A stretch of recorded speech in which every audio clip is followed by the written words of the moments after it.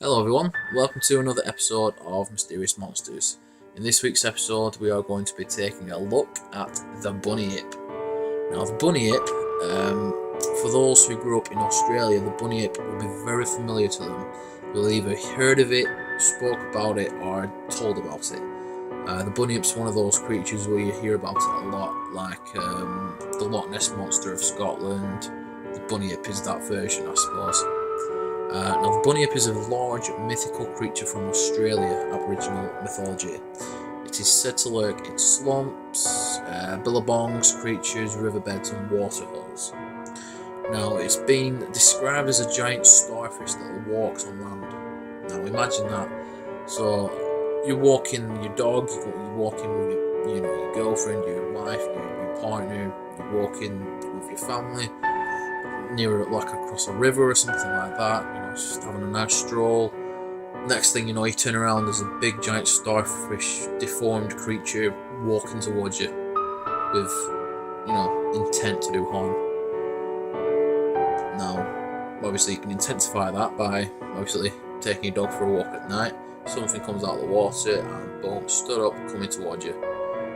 Then yeah, you'd definitely run, wouldn't you? I think I would. Now, other 19th century newspaper clippings describe it as having a dog-like face, dark fur, a horse-like tail, flippers, and walrus-like tusks or horns, or even like a duck-like bill, which is like a little horn thing.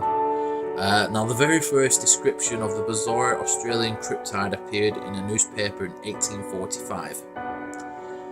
Now the Bunyip then is represented as uniting the characteristics of a bird and like a cross with an alligator. So it's like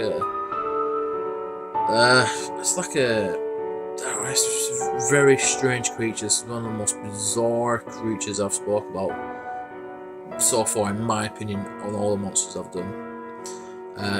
Now it has a head resembling an emu with a long bill. And the extremity of which is a transverse projection on each side, with serrated edges like the bone of a stingray. Now, its body and legs partake of the nature of the alligator. Now, the hind legs are remarkably thick and strong, and the forelegs are much longer, but still of great strength. Now, the extremities are furnished with long claws,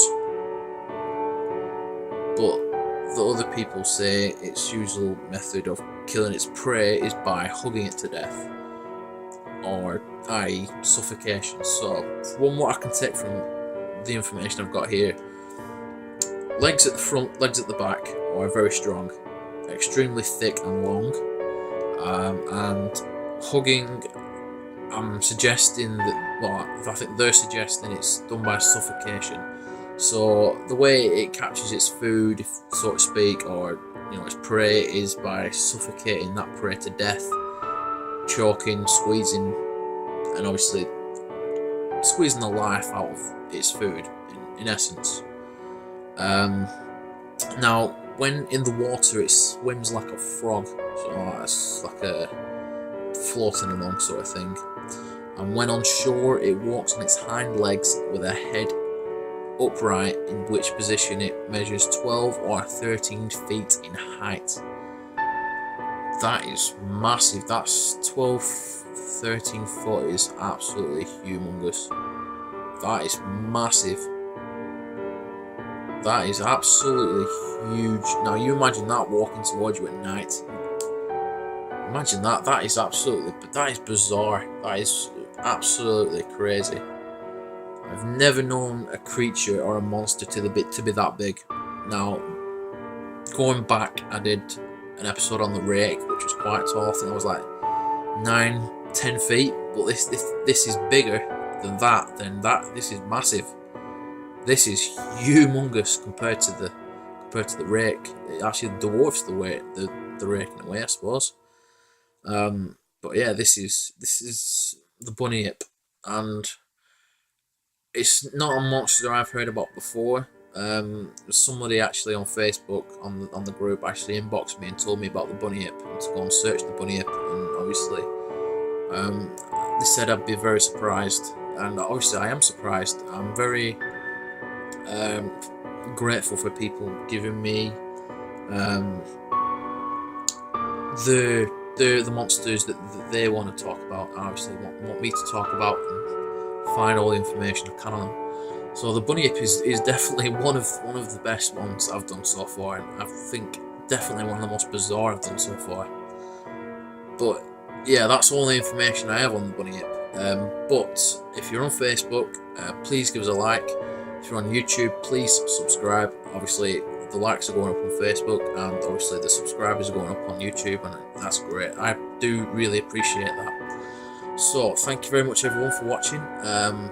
Obviously I'll be doing another video tomorrow on the Ghost Pictures series which I'm doing, and obviously further down the line we'll be doing a Bigfoot series as well, because there is a lot of different Bigfoot Yeti type, apes out there, I suppose you can put it that way, which I will be covering, and that will run for a long time because there's a lot of different apes out there. So thank you very much for watching this episode everyone, I do appreciate it. Please give us a like and obviously subscribe, and stay tuned for more. Thank you very much everyone.